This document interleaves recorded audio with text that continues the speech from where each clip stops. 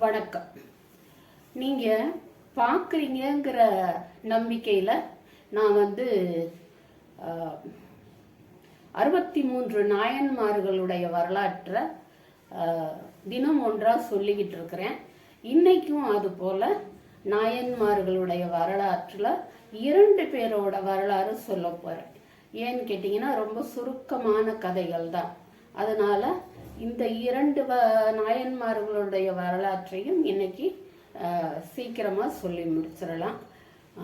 ஆரம்பிக்கலாமா? சோழ நாட்டில் தலையூர் அப்படிங்கிற ஊரில் ருத்ரபசுபதி நாயனார் அப்படிங்கிற ஒருத்தர் வாழ்ந்துகிட்டு இருக்கார். இவருடைய பெயர் பசுபதியாராத்தான் இருக்கும். ஏன்னு கேட்டிங்கன்னா இவர் ருத்ர மந்திரத்தை ஜபிச்சதுனாலேயே, விடாமல் ஜபிச்சதுனாலேயே இவருடைய பெயரை ருத்ர பசுபதியார் அப்படின்னு சொல்கிறாங்க.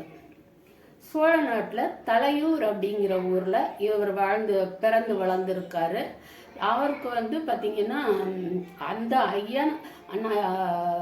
அந்த அடிகளார் பிறந்ததுனாலேயே பெருமை பெற்ற அந்த ஊர் திருத்தலையூர் அப்படின்னு ஆகுது. இவர் சிவபெருமானுடைய ருத்ர மந்திரத்தை விடாது ஜெபிக்கக்கூடியவர், இடைவிடாது ஜெபிக்கக்கூடிய ஒரு மனம் கொண்டவர்.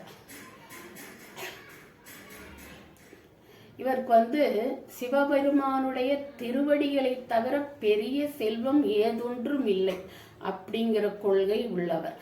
அதனாலேயே நாள்தோறும் அவரை சேவிச்சுக்கிட்டு எப்பவும் விடாம அந்த ருத்ர மந்திரத்தை ஜபிச்சுக்கிட்டே இருக்கிறார். இப்படி சில நாட்கள்ல தண்ணீருக்குள்ள இறங்கி, குளம் இருக்கும் இல்லையா, தடாகம் குளம்னு சொல்லுவோம், அந்த குளத்துல இறங்கி கழுத்தளவு தண்ணீர்ல நின்றுகிட்டு இரவு பகல் பாராம அவர் ஜபிப்பாராம் அந்த ருத்ர மந்திரத்தை. இவருடைய இந்த செயலை பார்த்தே மனம் மகிழ்ந்து சிவபெருமான் அவருக்கு சிவ பதவியை தந்ததாக இவருடைய வரலாறு சின்னதா இருந்தாலும், பின்னணி சின்னதா இருந்தாலும், அவருக்கு கிடைச்ச அந்த பேர் இருக்கு இல்லையா, சிவ பதவி, அதை யாராலும் ஈஸியா வாங்க முடியுமா? எனக்கு அவன் இதை செஞ்சுட்டான், எனக்கு அவ இதை இப்படி செஞ்சுட்டா, எனக்கு அன்னைக்கு இப்படி நடந்ததே, அவன் அப்படி செஞ்சானே, அவ அப்படி செஞ்சாலே அப்படின்னு என்னை மாதிரி மனசுக்குள்ள எதையோ கடந்து போனதெல்லாம் நினைச்சு போட்டு மனசு அழுக்காக்காம, இப்படி இறைவனாருடைய நாமத்தை நமக்கு கிடைச்ச நேரங்கள்ல உச்சரிக்கிறது ஏதோ நம்ம பாவங்களையாவது போக்கும். என்னாலும் எந்நேரமும் அது மாதிரியே ஜபிச்சுக்கிட்டு இருக்க முடியாதுன்னாலும் நம்முடைய பாவங்கள்லையாவது சிறிது குறையும். எவ்வளோ சேர்த்து வச்சிருக்கிறோமோ தெரியல, அதுல கொஞ்சமாவது குறையுங்கிற ஒரு நம்பிக்கையில நம்ம இந்த இறைவனாருடைய திருநாமத்தை வேற ஒன்றும் இல்லை, நமச்சிவாய 5 எழுத்து பஞ்சாட்சர மந்திரம், அதை உச்சரிச்சோம்னாலே போதும். இந்த திருத்தலையூர்ல இருக்கிற இறைவனுடைய கோவில்ல இவருக்கு புரட்டாசி மாசம் அஸ்வினி நட்சத்திரத்துல பிறந்ததுனால அந்த நாள்ல குரு பூஜை நடக்குது. இப்ப நாம இன்னொரு நாயனாருடைய கதையை பார்க்கலாமா? இவரும் சோழ நாட்டில் பிறந்தவர் தான். சோழ நாட்டில் பிறந்து எயினனூர் அப்படிங்கிற ஒரு ஊர்ல, இதுக்கு முன்னாடி இன்னொரு நாயனார் கதையிலையும் அந்த எயினனூர் வந்தது. எயினனூர் அப்படிங்கிற ஒரு ஊர்ல இவர் பிறந்திருக்கார். இவருடைய பேர் ஏனாதிநாதர். இந்த ஏனாதிநாதருக்கான இவருக்கும் சிவபக்தி அதிகம். சிவபக்தி அவரை சேவிக்கிறதும் தன்னுடைய தொழில் மூலம் கிடைக்கக்கூடிய வருவாயில் சிவனடியார்களுக்கு செய்வதுமாக இவர் இருக்கார். இவருடைய தொழில் வந்து வாழ் பயிற்சி கற்றுக் கொடுப்பது, வீரர்களுக்கு வாழ் பயிற்சி கற்றுக் கொடுப்பது. நம்ம வந்து இராணுவத்தில் சேரணும்னா துப்பாக்கி சுடுதல், மலை ஏறுதல், கயிறு இது இந்த மாதிரியெல்லாம் நிறைய இருக்கு இல்லையா? அது மாதிரி அந்த காலத்தில் வாழ் பயிற்சி, வில் வித்தைகள், போருக்கு அதெல்லாம் தான் அப்போ பயன்படுத்தினாங்க. அந்த மாதிரி வாழ் பயிற்சி கொடுத்துக்கிட்டு இருக்காரு இந்த ஏனாதிநாதர். இவர் கற்றுக் கொடுக்கிற முறை சிறந்ததாகவும் இவரும் சிறப்பான ஒரு மனிதராகவும் இருந்ததுனால இவர்கிட்ட சேர்ந்து அந்த வாழ் பயிற்சியை கற்றுக்கிறதுக்கு நிறைய இளைஞர்கள் வர்றாங்க.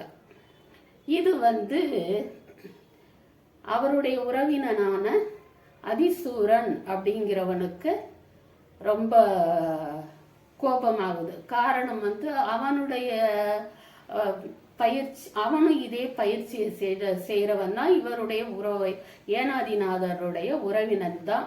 அவனும் இதே வாழ் பயிற்சியை கற்றுக் கொடுக்கிறவன் தான். இருந்தாலும் அவனுக்கு வந்து ஊதியம் குறைவாக வருது, கொஞ்சமாக ஆட்கள் வர்றாங்க. அதனால என்ன செய்கிறான், அவரை வந்து தீர்த்து கட்டணும்னு திட்டமிட்டு என்ன பண்ணுறான், அவங்கிட்ட இருக்கிற கொஞ்ச நஞ்ச பேர்களையும் கூட்டிக்கிட்டு அவரை போய் போருக்கு அழைக்கிறான், சண்டைக்கு அழைத்து வர சொல்கிறான். அவரும் வர்றாரு. அவர் வந்த உடனே அதை பார்த்த அவர்கிட்ட வாழ்பயிற்சி கற்று கொண்டிருக்கிற அந்த இளைஞர்கள் எல்லாம் ஓடி வர்றாங்க. அவங்க வந்து அவரை சூழ்ந்து நிற்கிறாங்க. அவருடைய சுற்றத்தார்களும் வந்து சூழ்ந்து நிற்கிறாங்க. கஞ்சி ஊத்த ஆள் இல்லைனாலும் கச்சகட்ட ஆள் வேணும்னு ஒரு பழமொழி கிராமங்களில் உண்டு. அதாவது பட்டினியாக கிடந்து சோறு போட ஆள் இல்லைனாலும் கூட எனக்கு ஒன்றுன்னா வந்து நிற்கிறதுக்கு 2 சொந்தக்காரங்க வேணும். சொந்தக்காரங்களோ அது வேற மற்றவர்களோ, நம்ம நல்ல பேரை சம்பாதிச்சோம்னா நமக்கு 4 நல்ல நண்பர்கள் இருப்பாங்க. அவங்க வந்து நமக்கு ஒரு பிரச்சனைனா வந்து நிற்பாங்க அப்படின்னு சொல்லலாம். அதுக்காக அந்த பழமொழி சொல்லுவாங்க, கஞ்சி ஊத்த ஆள் இல்லைனாலும் கச்சகட்ட ஆள் வேணும் அப்படின்னு. அது மாதிரி இவருக்கு ஒரு பிரச்சனைன்னு சொல்லவும் எல்லாரும் ஓடி வந்து அவருக்கு பாதுகாப்பாக நிற்கிறாங்க. இப்போ 2 பேருக்கும் சண்டை நடக்குது. அதில் வந்து அவன் தோற்று ஓடி போயிடுறான். அந்த அதிசூரன்கிற பேர், எப்படி அவனுக்கு அந்த பேர் வந்ததுன்னு தெரியல, அதிசூரன். அவன் தோற்று ஓடி போயிடுறான். ஓடி போனவன் சும்மா இருக்கல, இவரை வந்து யாருக்கும் தெரியாமல் தீர்த்து கட்டினாதான் நல்லதுன்னு ஒரு அவனுக்கு நியாயமாக நடக்கக்கூடிய ஒருத்தன்ட்ட சொல்லி அனுப்புகிறான். இது மாதிரி ஒரு குறிப்பிட்ட இடத்துக்கு நீங்களும் அவரும் யாருமே இல்லாமல் பொருதணும், அதாவது மோதணும்.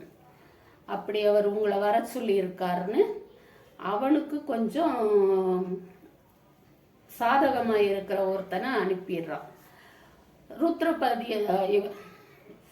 ஏனாதிநாதரும் இசைந்து என்ன பண்ற சம்மதிச்சு அவரும் அவன் குறிப்பிட்ட இடத்துக்கு தன்னை சார்ந்தவர்கள்கிட்ட யார்கிட்டையும் சொல்லாம அவரும் போறார். இப்ப என்ன செய்யறான் அந்த அதிசூரன், இவர் வந்து சிவபக்தர், தனக்கு கிடைக்கிற ஊதியத்துல சிவனடியார்களுக்கு செய்யக்கூடியவர். அப்படிப்பட்டவரை வந்து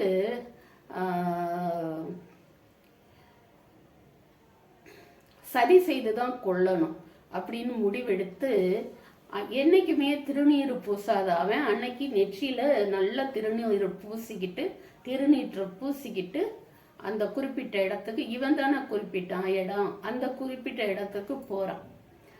அங்கே போனா அவரும் வர்றாரு, ஏனாதிநாதரும் வர்றாரு. ஏனாதிநாதரும் வந்ததும் அப்படி எதிர நிற்கிறாங்க. இவன் அப்படியே கொஞ்சம் கொஞ்சமாக மெல்ல வாரான். எப்படி வர்றான்னு பார்த்தீங்கன்னா கேடயத்தை இப்படி வச்சுக்கிட்டு வரான். கேடயத்தால் தன்னுடைய நெற்றியை மறைச்சிக்கிட்டு வர்றான். ஒரு கையில் வாளும் ஒரு கையில் கேடயம். இப்போ ஏனாதிநாதர் அவன் வரட்டும் கிட்டத்தில் அப்படின்னு நிற்கிறார். அவனும் கிட்ட வந்துட்டான். கிட்ட வந்துட்டு அவர் வந்து அவனை தாக்க போற நேரத்துல கேடயத்தை நகர்த்திடுறான். கேடயத்தை நகர்த்தினதும் அவன் நெற்றியில திருநீர் விளங்குது. அதை பார்த்ததும் அவர் அவனை தாக்க முயற்சிக்கல. தன்னோட முயற்சியை கைவிட்டுட்டு அவர் பேசாம நிக்கிறார். அவன் வந்து வந்த காரியத்தை முடிச்சிட்டு கிளம்பி போயிட்டான். வஞ்சகத்தால அவரை வீழ்த்திட்டு போயிட்டான். அப்புறம் எதனாலன்னு சிவனுக்குரிய திருநீற்றை வந்து அவன் வந்து அந்த தகாத செயலுக்கு உபயோகப்படுத்திட்டான். அவன் வந்த செயலை அதிசூரன் முடிச்சுட்டு போயிட்டான். இவர் வந்து அவன் கேடயத்தை விளக்குனதும் திருநீற்று பார்த்ததும் அப்படியே திடுக்கிட்டு நிற்கிறாரு. அதுக்கப்புறம் வந்து வாளையும் கேடயத்தையும் கீழே போட நினைக்கிறார். அப்படியே பிடிச்சுக்கிட்டே நின்னவர் வாளையும் கேடயத்தையும் கீழே போட நினைக்கிறாரு. நிற்கும்போது அதாவது அவர் மனசுக்கு தோன்றது என்னன்னா, திருநீர் அணிஞ்சிருக்கிறார். அணிஞ்சதா அந்த திருநீர் அணிஞ்சாச்சுன்னா அதுக்கு உண்டான இதை நம்ம கொடுத்த ஆகணும். இப்ப வாளையும் கேடயத்தையும் நம்ம கீழே போட்டுட்டோம்னா நாம ஒரு நிராயுத பாணி ஆயிடுவோம். நிராயுத பாணியை கொன்ற பாவம் அவனுக்கு வேண்டாம், அதாவது திருநீர் அணிந்த அவருக்கு வேண்டாம் அப்படின்னு சொல்லி தன்னோட இன்னுயிரை சிவபெருமானுக்காகவே அந்த திருநீற்றுக்காகவே விட்டுட்டார். ஆனா சிவபெருமான் விடுவாரா? அவர் அதே கணத்திலேயே அவருக்கு காட்சி கொடுத்து தன்னோட அழைச்சிட்டு போயிட்டார். சிவலோக பதவியை கொடுத்தார். இதுதான் இந்த ஏனாதி நாயருடைய கதை. ஒவ்வொன்றுல இருந்தும் ஒவ்வொரு விஷயங்களை எடுத்துக்கலாம். நம்ம ஒருத்தன் நிராயுத பாணியா நிற்கும் போது அவனை எதுவும் செய்யக்கூடாது அப்படிங்கிற ஒரு இதையும் எடுத்துக்கிறலாம். அதுக்காக ரெண்டு பேரும் எதையாவது வச்சுக்கிட்டு சண்டை போடணுங்கிறதெல்லாம் அவசியம் இல்லை. பொதுவாக யாரையும் அந்த மாதிரி ஒரு இந்த செயல் செய்ய வேணாம், அதையும் எடுத்துக்கிறலாம். சூழ்ச்சி செய்து ஒருவனை கொன்றா அதுக்கு என்ன பாவம் கிடைக்கும், அப்படி நமக்கு என்ன வந்து சேரும், என்ன வினை வந்து சேருங்கிறத நினைக்காம எதையும் செய்யக்கூடாது. ஒரு திருநீர் அணிஞ்சதுக்காக அவனை நான் எதிர்க்க மாட்டேன்னு இருந்தவருக்கு சிவலோக பதவி கிடைக்குது. ஆனா அதே திருநீரை வஞ்சகமா நெற்றியில பூசிக்கிட்டு போய் அவர் வந்து தன்னை எதிர்க்காமல் இருக்கும்போது அவனை கொன்ற பாவத்துக்கும் ஆளாகிறான். திருநீரை ஒரு கெடுதலான காரியத்துக்காக பூசிக்கிட்டதுனால சிவனுடைய கோபத்துக்கும் ஆளானான். அதை வந்து அவன் ஒரு நாள் அனுபவிப்பான். ஆனா இவருக்கு எல்லாருமே வந்து ஒரு நாள் மரித்து போறவங்கதான். ஆனா எங்க போறோங்கிறது தெரியாது. சொர்க்கமா நரகமா அதெல்லாம் தெரியாது நமக்கு. ஆனாலும் இறைவன் இருக்கிறான் அப்படிங்கிற ஒரு நம்பிக்கையில இருந்தவங்களுக்கு அவங்களுக்கு வந்து அந்த பதவி அவர் பதத்துல இருக்கிற, அவர் பாதத்துக்கு அருகில இருக்கிற ஒரு பதவி கிடைக்குது. அதை தான் நம்ம நினைச்சு பார்க்கணும். எந்த பாவ செயலும் இல்லாம இருந்தா நல்லபடியா நாட்களை கழிச்சுக்கிட்டு நல்ல ஒரு இடத்துக்கு போய் சேரலாம். ஒரு துளசி தீர்த்தத்தை வாங்கும்போது கூட நம்ம வந்து இப்படி வாங்கணும்னு சொல்றாங்க. இந்த துணியை இப்படி வச்சு இப்படி வாங்கணும், அதை சிந்தாம பருகணும் அப்படின்னு சொல்றாங்க. அது இல்லாம இப்படி கீழே விட்டா, வழிய விட்டா, இப்படி வாங்கி இப்படி வழிய விட்டா என்ன ஆகும்? இறந்த பிறகு தண்ணீருக்காக நம்ம தாகம்னு நம்ம தண்ணி கிடைக்காம அலைவோம்னு சொல்றாங்க. விபூதி செல்வம்னு பேரு. விபூதிக்கு செல்வம்னு தான் அர்த்தம். அந்த செல்வத்தை கோவில்ல வாங்கி அங்கேயே தட்டி வச்சுட்டு போறவங்க எத்தனை பேர் குங்குமத்தை வாங்கி அங்கேயே தட்டி வச்சுட்டு போகிறவங்க எத்தனை பேர். ஒரு சின்ன பேப்பர் எடுத்துகிட்டு போகக்கூடாதா? அதெல்லாம் வாங்கிட்டு வந்து வீட்டில் வச்சு அதை பூசுறதுக்கு தானே. ஐயனுக்கு அபிஷேகம் செய்த திருநூறும் இருக்கும் அதில். அவங்க கொடுக்கறதுல அபிஷேகம் இது பிரதோஷம் இந்த மாதிரி நாட்காலங்களில் ஐயனுக்கு அபிஷேகம் செய்த திருநூறு இருக்கும். அம்பாளுக்கு அர்ச்சனை பண்ண குங்குமம் இருக்கும். அதெல்லாம் வீணடிக்காமல் வாங்கிட்டு வந்து வீட்டில் பத்திரப்படுத்தி தினம் பூசுங்க. அதனால ஒரு தவறும் இல்லை, ஒரு பாதகமும் இல்லை. உண்மையிலேயே அதை அணிஞ்சா ஒரு பாதகமும் இல்லை. இதுக்கு மேலே நான் ரொம்ப நேரம் பேசிகிட்டு இருந்தா தப்பு. சரி, இன்னைக்கு 2 நாயன்மார்களுடைய கதையை பார்த்தோம். ருத்ரபஸ்பதியார், ஏனாதிநாதர் இவர்களுடைய கதையை பார்த்தோம். உங்களுக்கு இந்த பதிவு மனதை தொட்டிருந்தா நாளைய பதிவையும் பார்க்க உங்களை கேட்டுக்கிறேன். அப்புறம் இன்றைய பதிவை பார்த்ததுக்கு மிக்க நன்றியும் வணக்கம்.